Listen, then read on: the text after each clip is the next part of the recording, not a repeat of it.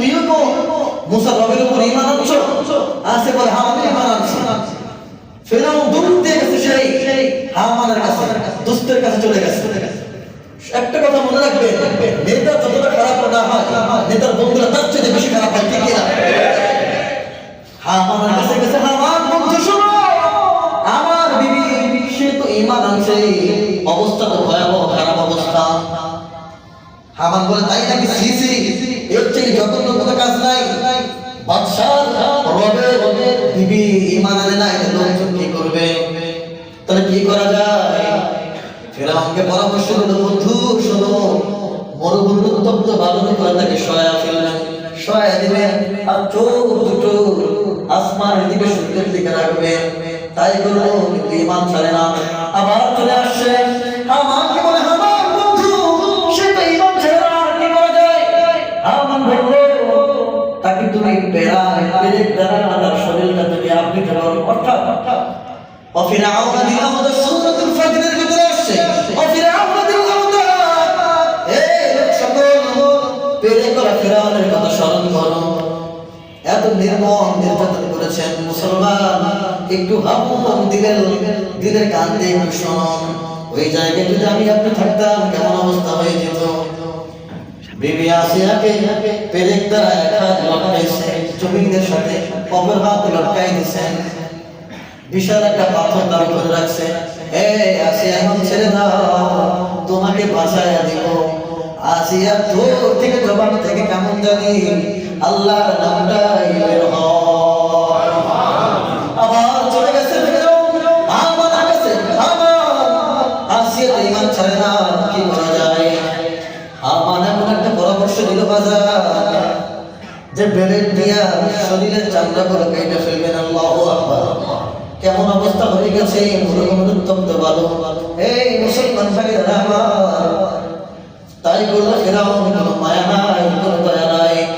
আসিয়া কেমন জানি বেলের দ্বারা শরীর গুলো একদম ছাড়তেছে, তাও কেমন জানি আসিয়ার জবান থেকে আল্লাহর নামটা কিছুক্ষণের জন্য বন্ধ হয় না। আবার চলে গেছে, আবার আসিয়া ঈমান ছেড়ে না, কি করে বলো? হামান ধরে এবার থেকে একটা বড় একটা পাথর দিয়ে তাকে দুনিয়া থেকে বিদায় করে দাও। তাই করলো, বিশাল বড় একটা পাথর দিয়ে তাকে হত্যা করে ফেলবে। হত্যা করার পর আসিয়া বলে, আসিয়া তুমি দেখতেছি এখনো তোমার জবান থেকে কি জানি বের হয়, আমার মাঝে মাঝে হাসি দাও, বিষয়টা কি? আসিয়া বললো, স্বামী আমার, আপনি কি বিশ্বাস করবেন? বললেন।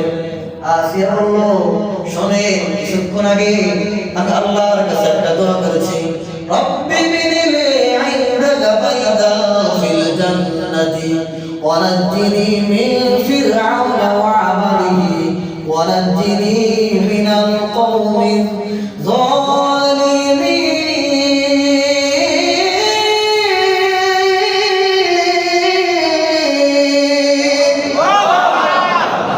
স্বামী আমার, শোনে, আল্লাহর কাছে আমি একটা দোয়া করেছি, আল্লাহ আপনি আমাকে আপনার জায়গায়, আপনার পাশে একটা বালাখানা নির্মাণ করে দেন। সুবহানাল্লাহ। আর ফেরাউনের চেরাবেলা থেকে, ফেরাউনের জালেম সম্প্রদায় থেকে আমাকে রক্ষা করে মহান আল্লাহ তাআলা আমাকে তাই করলেন, তার দোয়া কবুল করেছেন। সুবহানাল্লাহ। শুধু তাই নয়, এই কিছুক্ষণ আগে এখন আমার সম্মুখে চোখের সামনে মহান আল্লাহ তাআলা আমাকে যে ঘরটা দিবে, সেই ঘরটা আমার চোখের সামনে ভাসায় তুলেছে। যখন পাথর দ্বারা তাকে নিক্ষেপ করেছে, দুনিয়া থেকে বিদায় হয়ে গেছে। বুখারী শরীফের ঘটনা, পয়গম্বর সাল্লাল্লাহু আলাইহি ওয়াসাল্লামকে সাহাবায়ে জিজ্ঞেস করলেন, আল্লাহর পয়গম্বর বলে, আসিয়াকে যখন এই অবস্থায় যখন দুনিয়া থেকে শরীক করে দিয়েছে, তার কি কোনো কষ্ট হয় নাই? পয়গম্বর বলে, মহান আল্লাহ তাআলা আসিয়াকে শরীক করার আগে তার জানটা, তার রূহটা আল্লাহ নিয়ে গেছে।